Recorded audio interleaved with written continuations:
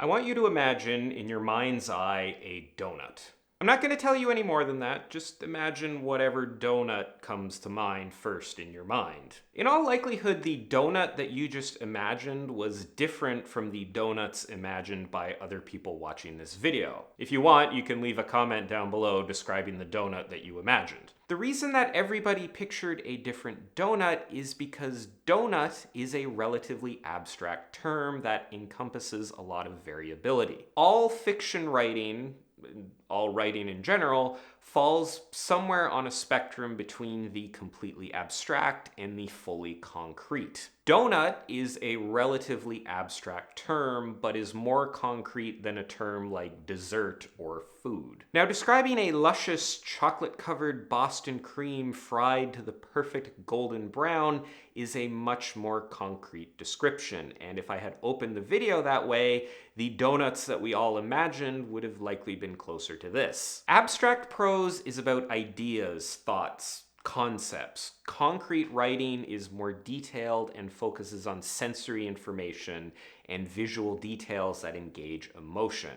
Concrete writing is much more grounded in reality and less high level, less abstract. A lot of times, if your writing is failing to engage, it may be because it leans too far into abstraction.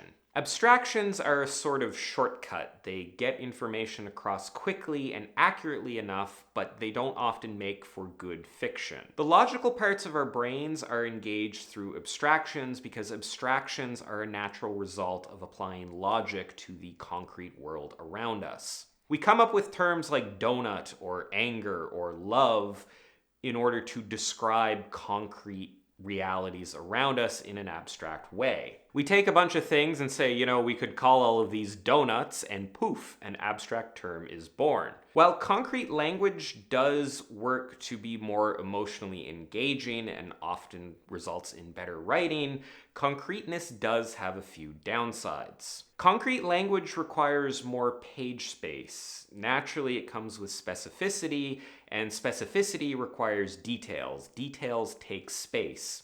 Engaging emotion takes time. You kind of need to build them up a little bit slower than you can just deliver abstract ideas. This can make weaving in concrete details a little challenging at times. If you need to interrupt a tense dialogue exchange to describe the donut your grizzled detective just bit into, it can really disrupt the flow of the prose. I mentioned before how abstractions can lead to readers imagining different things.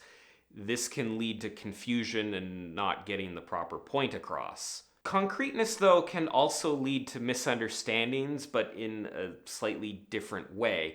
Because concrete ideas don't necessarily have these nice little logical abstractions to bundle them up with, it's possible for the reader to miss the subtler points you're trying to convey. For instance, you can describe your character's hands trembling, but their hands can tremble for all sorts of reasons. They could be angry, they could be in love, they could be excited, they could be anxious. Not using an abstract description like angry, tense, nervous, etc. means that the reader can misinterpret what the concrete scene is describing if it's not written well. It's important to remember that all writing is, to a degree, an abstraction, because you're taking real or imaginary events and transcribing them into written language.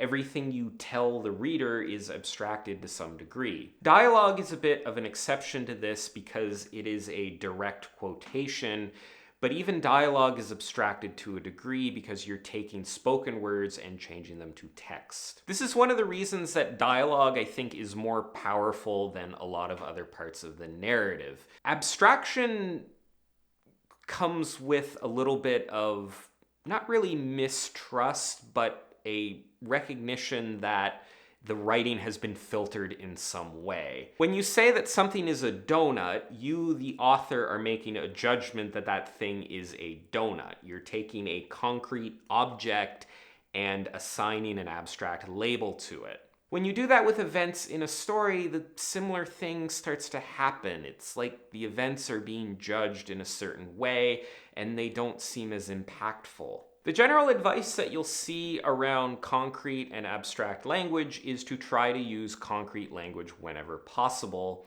And a lot of problems in writing are often solved by moving away from abstraction. A good example of this is adverbs. Adverbs are a very abstract way to get information across.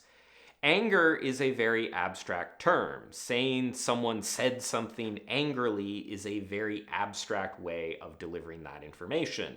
It's also generally not considered to be great writing. A character balling their fists or raising their voice or slamming their glass on the table are all concrete descriptions of actions that imply anger. You always want to have as much control over the reader's emotional response as you can get, and concrete language gives you that control. Concrete language is also more flexible. If I just call this a donut, then I don't have a lot of control over what I'm conveying to the reader.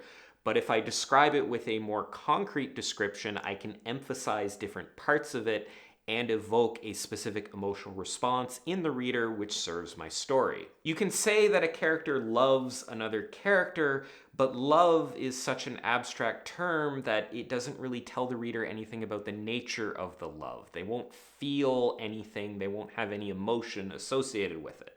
I would give some concrete examples here, but never having been in love, I really can't.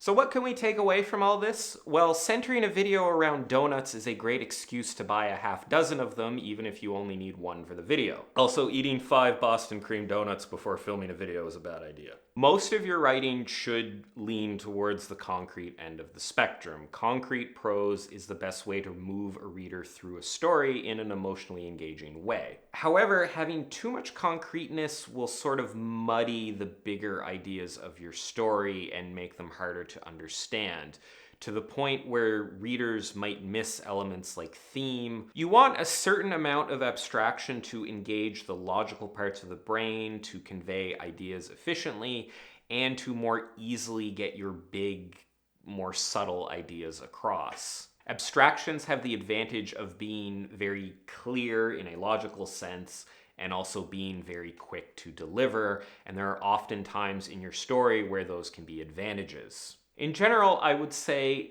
if you're having an issue with a specific scene or an entire story or whatever, looking at the concrete abstraction spectrum can be a way to diagnose and fix those problems. Just like this video hopefully helped you diagnose and fix some problems. There you have it. I hope you enjoyed this video and found the advice in it useful.